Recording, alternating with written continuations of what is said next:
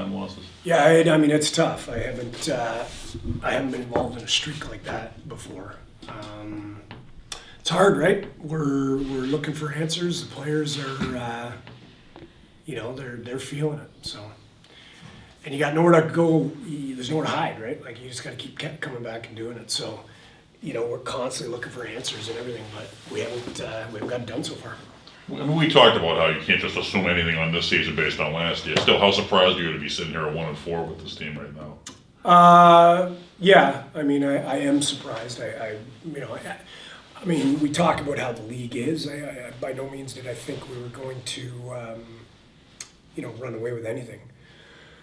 I thought early we probably deserved a bit better fate, but today I don't think we were the better team. I don't think we deserved anything other than what we got, to be honest. That was a close game and a bit of a coin flip game. So, we are a record right now. That's the reality.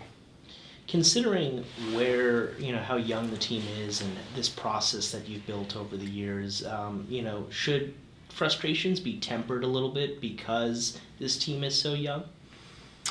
I don't know. I don't think, because you're all competitors, right? Like it's hard to, you do think about that. You do talk about that. Last year was sort of a remarkable run in a lot of ways and health too. I mean, we were really healthy last year. We haven't had that luck so far this year. So we're in the blender right now. We do know that, we've got pieces that are, built for longevity, but you want to take care of the here and now for sure, and we haven't done it so far. Speaking of health, how's Colton? I don't know. I mean, I don't think it's anything long term, but he couldn't return to the game today, so he's certainly nicked up. And I would think, probably for a couple, at least. Coach, before the game, we talked about Callum Crawford's addition to the lineup, how your hope is for him to take off the pressure of these young players. After his first game, how did you felt like he fell into the lineup? Yeah, I mean, I think there was a feeling out process for him and the other guys, and it's hard for Callum. He hasn't played a whole lot, so didn't have a training camp and those types of things. So that, we knew that was going to take some time. We want to let him play to his skill set, but we know there's going to be a feel it out process, and we had opportunities to have success in that game, and we didn't capitalize. Yeah. To lose 3 overtime games at home, does that suggest there's like a missing element with this team, or is it just kind of a coin flip thing, luck of the draw in overtime or something?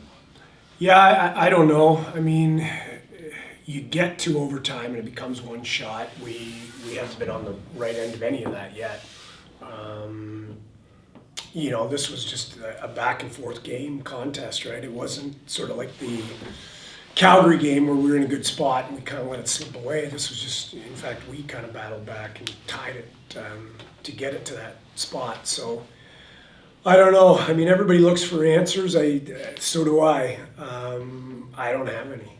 I mean, the game is so dynamic, and you start. There's a play here. There's a play here. There's a play here, but there's not a definitive answer as to why we're at where we're at. We haven't made more plays than the opposition, and that's where we're at.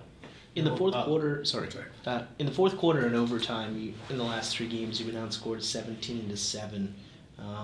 Can you kind of take me through some analysis of that? No, I don't know. I mean, it's not like we change anything, right? We don't change our defense. We don't change our offense, and it's really an unanswerable question, to be honest. I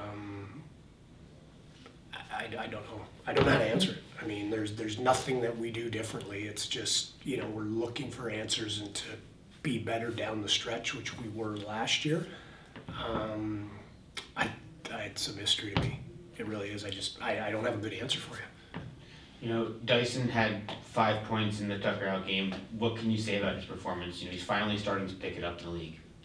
Yeah, he was good, right? He played well and had some nice opportunities, and it'll feel hollow for everybody though. I mean, we certainly want Dyson to have success because that helps all of us have success. But bottom line is there's really one stat I worry about, and we were on the wrong end of it. So. How do you think Crawford fit in for his first game here? Yeah, I thought he was good. I mean, I think he's, again, finding his footing and, getting, he keeps himself in really good shape. But, you can't simulate that, right? So it'll take some time for that to progress. You've had a lot of, I guess, perspective changing moments over the last 12 months. When you have nights like this, how does that kind of fit into that kind of mental experience?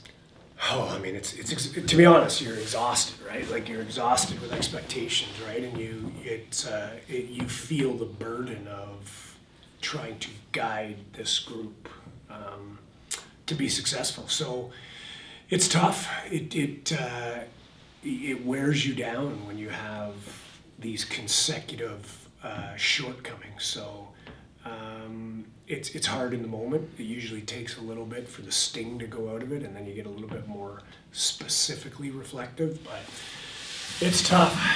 No one's feeling very good right now. That's for sure.